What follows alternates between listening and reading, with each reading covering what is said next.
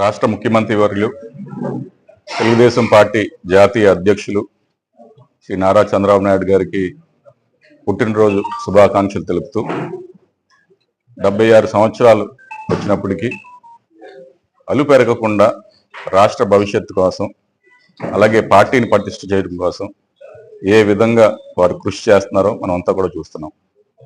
మొన్ననే తూర్పుగోదావరి జిల్లా నిడదవోలు ఆయన రావడం జరిగింది. పొద్దున్న మొదలుకొని రాత్రి అయ్యే వరకు కూడా ఎండను కూడా సైతం లెక్క చేయకుండా ఏ విధంగా ఆయన కార్యక్రమాల్లో పాల్గొన్నారో స్వయంగా నేను చూశాను.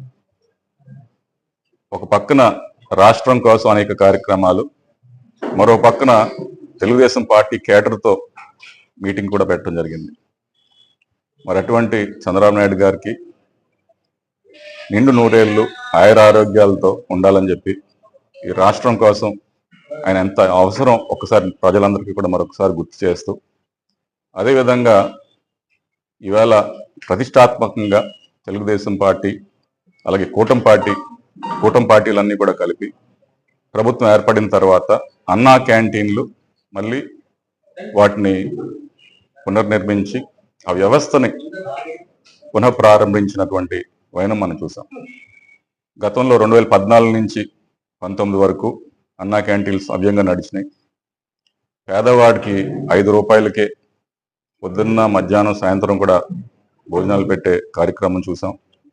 అయితే 19 నుంచి 24 వరకు కూడా వైఎస్ఆర్ ప్రభుత్వం ఈ వ్యవస్థను పూర్తిగా ధ్వంసం చేయటం, మరలా 24లో మనం వచ్చిన తర్వాత పునః ప్రారంభించడం చూస్తున్నాం. వారి చంద్రబాబు నాయుడు గారి పుట్టినరోజుని పురస్కరించుకుని నారా భువనేశ్వరి గారు 76 లక్షల రూపాయలు ఈవేళ అన్నా క్యాంటీన్ చారిటబుల్ ట్రస్ట్కి విరాళంగా ఇవ్వడం జరిగింది. ఈ రోజున రాష్ట్ర వ్యాప్తంగా ఉన్నటువంటి 2069 అన్నా క్యాంటీన్లో ఉచితంగా ఇవాళ ప్రతి ఒక్కరికి కూడా భోజనాలు పెట్టడం జరుగుతుంది. పొద్దున్న టిఫిన్కి ఖర్చు 17 రూపాయలు అవుతుంది. మధ్యాహ్నం సాయంత్రం భోజనాలు ఒక్కొక్క భోజనానికి 29 రూపాయలు అవుతుంది.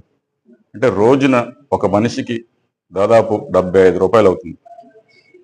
ఒక్కొక్క అన్నా క్యాంటీన్లో దాదాపు 1000 భోజనాలు పెడుతున్నారు.